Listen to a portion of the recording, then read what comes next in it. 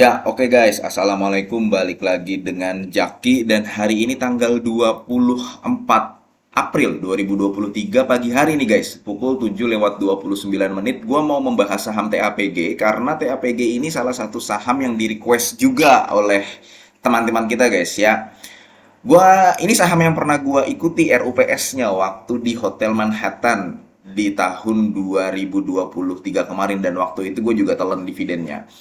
Nah, TAPG, gimana pandangan gue soal TAPG? Begini guys, ini kita lihat guys ya, harga minyak kelapa sawit itu sideways saja.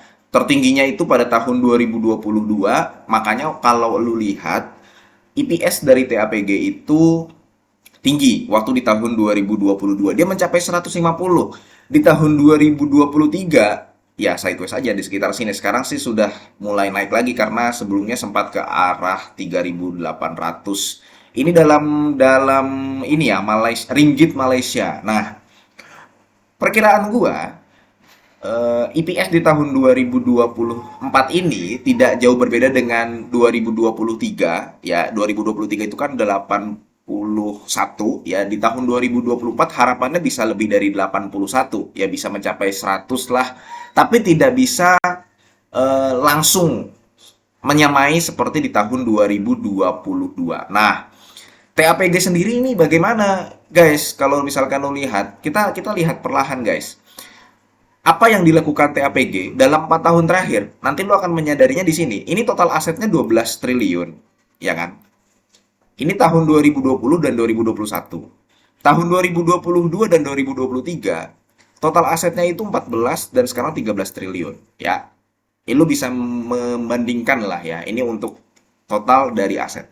Yang menarik adalah di sini guys, TAPG.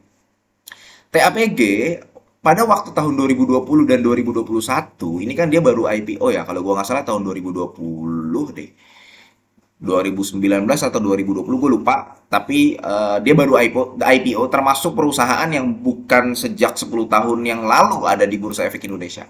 Yang menarik, yang gue suka dari TAPG di sini guys, dahulu di tahun 2020 dia memiliki hutang bank jangka panjang. Memang mayoritasnya ini dalam bentuk rupiah ya, dan lu nggak perlu khawatir sebagai pemegang saham dari TAPG. Nah, kemudian dia membagikan dividen tidak jor-joran ya. Salah satunya adalah untuk bisa menyehatkan keuangan perusahaan. Hasilnya ya di tahun 2022 dan di tahun 2023 hutang bank jangka panjangnya itu sudah semakin sehat. Perhatikan guys, tadinya 3,3, 2,6, kemudian 1,7.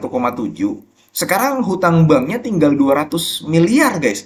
Ini kan sebuah prestasi yang sangat luar biasa kalau kita melihat dari sisi di mana perusahaan ingin menyehatkan keuangannya dari hutang bank jangka panjang. Karena hutang bank jangka panjang itu kan berbunga. Itu salah satu hutang yang berbahaya. Nah, TAPG berkomitmen untuk menyehatkan keuangannya dan terbukti memang di tahun 2023 total liabilitasnya itu hanya tinggal 2,5 triliun yang tadinya ada 5,6 triliun. Ini kan berarti turun lebih dari 50%. Nah, sekarang sudah ada di utang bank jangka panjang yang masuk ke liabilitas jangka pendek. Artinya TAPG nanti akan membayar nih dalam 1 tahun ke depan. Dia akan mengeluarkannya dari mana ya, tergantung dari kebijakan TAPG. Tapi dari sini sih kita sudah melihat bahwa eh, komitmen TAPG untuk menyehatkan laporan keuangan. Nah, sekarang terkait dengan revenue-nya. Revenue dari TAPG atau pendapatan dari TAPG itu tadinya 5,2, 6,2, kemudian sempat tinggi. Nah, ini kan situasi abnormal. Situasi abnormal di mana waktu itu komoditas sedang tinggi-tingginya. Turun lagi, betul. Memang penurunannya 10%. Dan di sini beban pokoknya juga meningkat. Hanya saja penurunan ini di tahun 2023 tidak kembali di tahun 2020 dan 2021. Sudah meningkat bahkan. Jadi kalau misalkan kita lihat grafiknya begini guys. Tep. Nah, dari sinilah gua kemudian menyimpulkan bahwa wah, ini kalau misalkan memang lu pemegang sahamnya atau lu mau koleksi saham TAPG, ini salah satu saham yang menarik untuk dikoleksi karena begitu keadaannya dan karena hutang jangka panjangnya sudah tidak ada atau lebih tepatnya sudah berkurang jauh, ya biaya keuangannya juga sudah berkurang jauh juga. Tadinya dia bisa mengeluarkan sampai 400 miliar guys, 300 miliar. Ya sekarang udah tinggal 100 kan. Bahkan mungkin nanti bisa lebih sehat lagi. Seperti itu. Nanti dia akan menyamai seperti Astra Agro Lestari, kemudian kayak Sido Muncul, Ultra Jaya yang hutang-hutangnya itu sehat. Walaupun berbeda sektor, tapi ini gua gambarkan saja. Perusahaan yang memiliki hutang sehat itu adalah perusahaan yang bisa fokus meningkatkan revenue, bisa membagikan dividen, kemudian bisa meningkatkan ekuitasnya. Sehingga lu tidak perlu khawatir nanti TAPG tiba-tiba IPS-nya jadi minus. Nggak akan khawatir seperti itu guys. Nah, itu guys untuk TAPG sendiri. Kemudian terkait dengan manajemen dan prospek usahanya. Gue pada saat MPS itu ya gue melihat bahwa manajemennya kalau berdasarkan pengamatan gue guys ya, gue ngelihatnya bahwa manajemennya nggak macem-macem. Kemudian kan dia bagian dari grupnya TP Rahmat juga dan memang sepertinya manajemennya apa mendirikan dan mengelola perusahaan ini dengan baik. Kalau gue lihat seperti itu guys ya. Dan TAPG ini cukup konsisten, dia cukup konsentrasi dan mulai mencoba ekspansi ke pembangkit listrik biogas. Kalau misalkan lu lihat di laporan tahunannya, dia ada meresmikan pembangkit listrik biogas, guys. Nah, di sini, guys. Memang masih kecil, cuman itu bisa menunjukkan bahwa si perusahaan seperti TAPG ini PLTBG nih, guys. Ini menarik, guys. Jadi dia kan punya industrinya industri sawit ya. Nah, dia mengelola tenaga pembangkit listrik tenaga biogas berbasis limbah cair sawit tuh, guys. Nah, ini baru dioperasikan di tahun 2023 bulan November. Ya, tuh di Kalimantan Tengah. Dan Kalimantan Tengah lo tahu guys, di wilayah Kalimantan itu nanti dalam beberapa tahun ke depan kemungkinan akan ramai dengan adanya IKN. Ya, ini bisa menjadi salah satu indikasi bahwa manajemen TAPG sama seperti manajemen kayak Bluebird kemarin yang gue bilang dia ekspansi.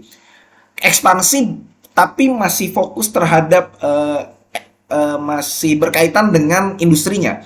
Jangan seperti perusahaan yang ekspansi tapi tidak berkaitan dengan sektor industrinya. Contohnya ada tuh perusahaan perusahaan apa transportasi gitu guys ya. Kemudian dia IPO dapat duit. Tadinya mengatakan bahwa ini akan digunakan untuk membeli kendaraan, memperbanyak pasukan gitu ya. Pasukan ini dalam artian aset-aset yang bisa meningkatkan revenue dan masih berkaitan dengan sektor dari perusahaan tersebut ya. Kalau transportasi kan berarti dia membelinya bis, misalkan mobil atau sebagainya. Tapi perusahaannya setelah mendapatkan dana IPO, dia malah membeli properti. Itu ada guys, perusahaan yang seperti itu. Kalau misalkan memang tahu, pasti lu silahkan komen ya. Gue nggak menyebutkan, tapi gue coba menyebutkan keluhnya saja. Ada perusahaan seperti itu.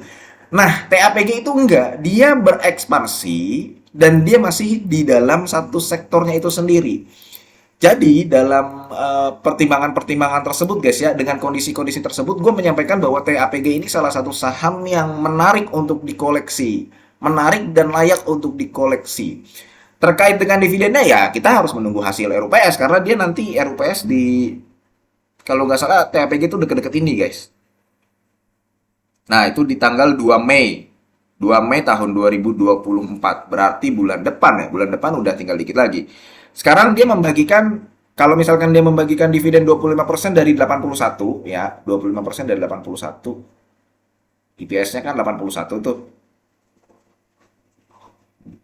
25. Nah, harga saham sekarang berapa nih? 615, 625. Nah, masih 3%. Ya, kalau misalkan dia membagikan dividen payout ratio 25%, nih dia sebenarnya masih bisa turun atau masih mahal kalau di harga sekarang. Lu berharap aja dia membagikan dividen 40%, guys. Coba kalau 40% ya, guys. 40% kemudian dari harga sekarang. Nah, dividen yieldnya udah nyentuh 5,1%, guys. Dengan harapan dia bisa meningkatkan revenue, ya. Walaupun belum sama seperti tahun 2022, tapi bisa lebih tinggi lagi di tahun 2024 dibanding tahun 2023. Mudah-mudahan sih dia memberikan dividen payout rasionya 40% guys. Mudah-mudahan, tapi kan itu tergantung dari RUPS-nya. Ya, mudah-mudahan video ini bermanfaat dan semoga lo sehat selalu sehingga kita bisa bertemu kembali di video-video selanjutnya. Ini bukan ajakan jual atau beli. Gua akhiri wassalamualaikum warahmatullahi wabarakatuh. Berangkat gawe dulu guys, berangkat gawe guys.